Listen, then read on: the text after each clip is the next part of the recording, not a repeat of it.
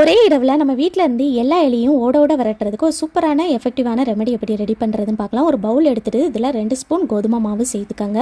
கோதுமை மாவில் செய்யக்கூடிய உணவு எலிக்கு விருப்பமான உணவுங்க. அடுத்ததாக இதில் 1 ஸ்பூன் அளவுக்கு பேக்கிங் சோடா சேர்த்துக்கங்க. அடுத்ததாக இதில் 1 ஸ்பூன் அளவுக்கு தனி மிளகாய் தூள் சேர்த்துக்கங்க. குழம்பு மிளகாய் தூள் சேர்க்கக்கூடாது, தனி மிளகாய் தூள் சேர்த்துக்கங்க. அடுத்ததாக இதில் ஒரு எலுமிச்சப்பழத்தை பாதியாக கட் பண்ணிவிட்டு அதை சாரை நல்லா பிழிஞ்சு எடுத்து சேர்த்துக்கங்க. எலுமிச்சப்பழ சாறு சேர்த்ததுக்கு அப்புறமா அடுத்ததாக இதில் தேவையான அளவுக்கு தண்ணி சேர்த்துக்கலாம். கொஞ்சம் கொஞ்சமாக தண்ணி சேர்த்து இதை நல்லா மிக்ஸ் பண்ணி எடுத்துக்கலாங்க. இது போல் நீங்கள் நல்லா திக்காக மிக்ஸ் பண்ணி எடுத்துக்கங்க. இந்த கன்சிஸ்டன்சிக்கு நீங்கள் ரெடி பண்ணி எடுத்துக்கங்க.